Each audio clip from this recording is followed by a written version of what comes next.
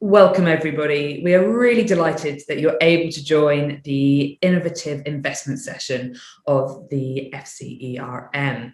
Now, green finance is typically viewed in two lenses.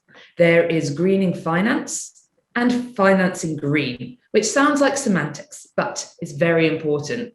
Greening finance is all around financial institutions appropriately managing the risks related to climate change and the transition to a net zero economy. It focuses on reporting, disclosure, targets, taxonomies, and definitions.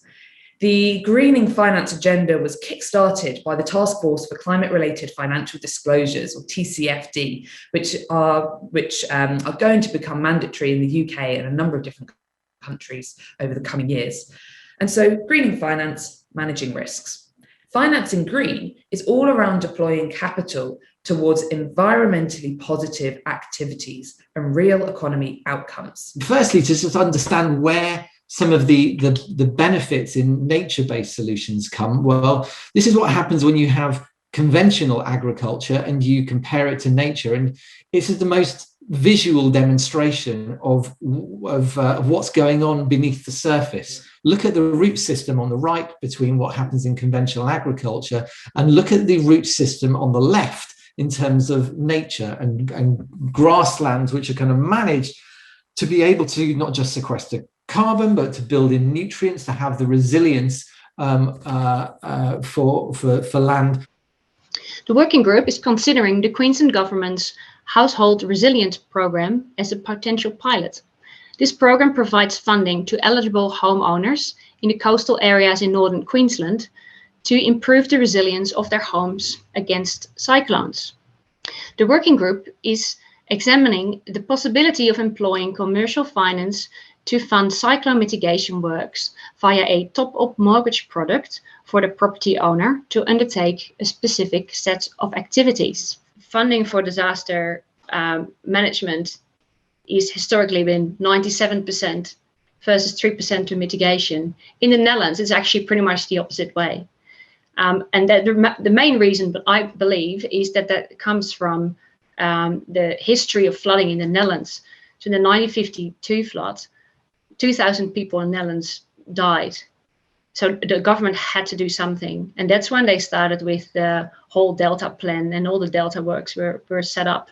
So I think that is a very good example of a change in government due to what happens on the ground and the push needed from a community perspective as well. I think there's around trying to achieve commercially attractive returns as well. There is the other option of using blended finance, which is what we've been, has become increasingly of interest over recent years. And blended finance, in effect, is using a small amount of public capital to attract in more private capital to make the returns of a project attractive. So if we look at the offshore wind sector, there was cornerstone investment, which then de-risked the overall project and meant that project financiers were comfortable to invest.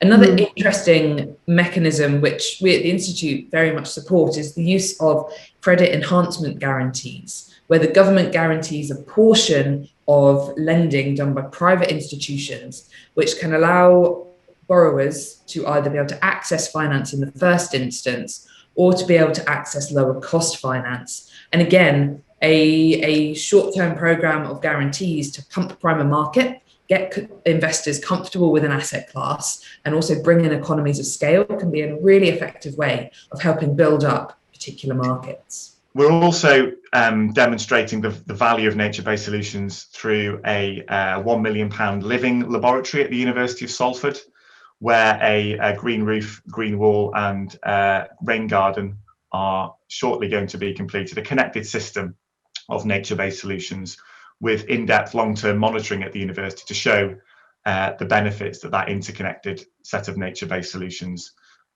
will provide. And we are connecting that data on performance of nature-based solutions with the fact that it pays. And I think for us in Greater Manchester, this has started with embedding a natural capital approach. So seeing the value of our natural environment and the benefits that flow from that and putting monetary values on those. So as part of the Urban Pioneer under the government's 25-year environment plan, we led the way on developing urban natural capital accounts, which show that in Greater Manchester we get over £1 billion worth of value from our natural environment each and every year. The regulatory landscape in the UK, particularly around the water sector regulation, can inhibit investment. So we have short-term spending and policy cycles which can change annually, versus the longer payback of nature-based solution schemes, and ours are typically over a longer period of time, looking at sort of 10 or 15-year paybacks.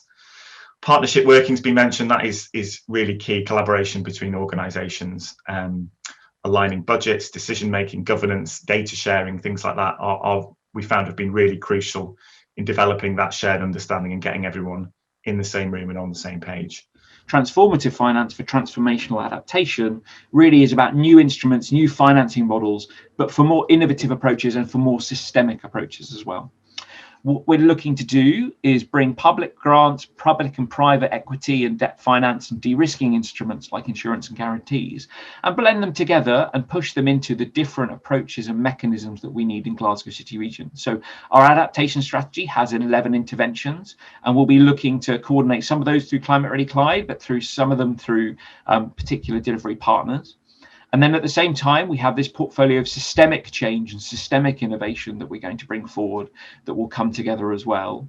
And those will lead us to conventional and transformative finance solutions and to interventions on the ground. The UK climate change risk assessment really looks at things like the risk of lock-in, where we're making very long-term decisions now as a country, where if we're not planning for climate change risk, we're potentially locking in either reduced revenues for commercial projects, or we're locking in, further public spending down the line.